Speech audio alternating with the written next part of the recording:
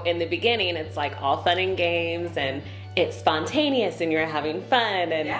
And about 6 months in is when I was like, this isn't fun anymore. I'm not putting on any more lingerie. And I will not lie, because I had had my daughter previously, I expected to be pregnant like immediately. Like in September, in October, I was the one planning the announcement to my family for Christmas. So that like came and went. And she had told me it normally takes about a year, you know, for women to get pregnant. That's normal. I will never forget the look on his face. It is just this puzzled look of distraught. Like, I don't even know what to tell you guys.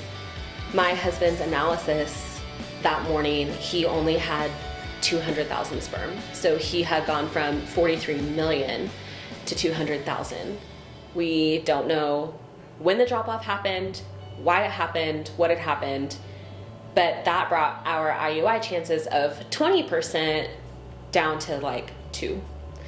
So after that, we are headed straight for IVF. Now we're excited because it's like, I don't want to say I had it was going to be a guarantee in my head, and they had told me going into it, this is not a guarantee. You know, just because you're doing this, it's not a guarantee. And she goes, huh. And I said, what's that mean? And she was like, well, I'm gonna go grab Dr. Hansen really quick, you know, just for a second set of eyes. So he kind of explains to me he thinks I might have a hydrosalpinx, which is fluid coming from my fallopian tubes. And that fluid is not good. So the doctor calls me later and he just says, I have never, ever seen tubes like this, especially in a 30-year-old. They are definitely blocked. This is why you're not getting pregnant. This is why you haven't gotten pregnant.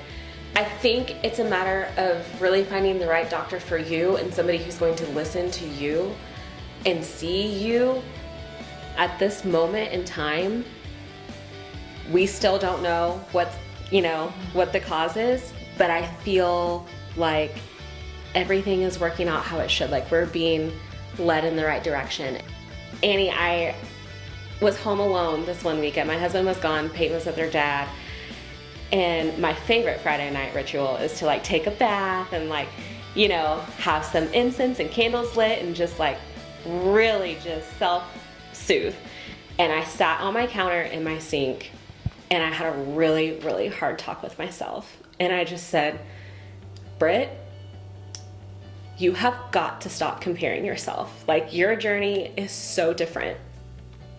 Stop comparing yourself to them. Your journey is special, you know.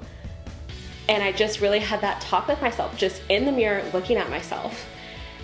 And since then, I have really been able to embrace what we're going through and move forward with my head high and not just like constantly having my head hung and feeling like so defeated and depleted, you know, mentally and physically, and moving into this with more positivity. And of course you know, you're always like manifesting, like, I'm gonna be pregnant, you know, soon.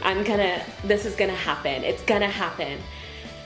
And I'm learning to just be open. What I would say to Brittany, who was so low and so sad and truly so angry with her body and at times with God, if I could just grab her and hug her and just say, you are worth it.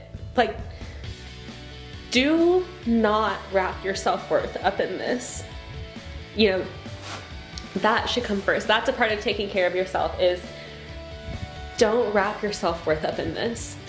Feel this sadness, feel this anger, and feel it. But you're gonna walk out of here and you're gonna hold your head high. There's so much more. This is just a tiny glimpse in time. And it's not over. I actually talk to baby Sims all the time. And I think it's just maybe a part of like some of like the praying. And I just want to say to baby Sims, or all of the future baby Sims, we love you so much. You're meant to be here, and I've dreamt of you, and I've held you in my dreams, and I cannot wait to just hold you in my arms. So we're coming for you. we're coming, Sims. Get ready.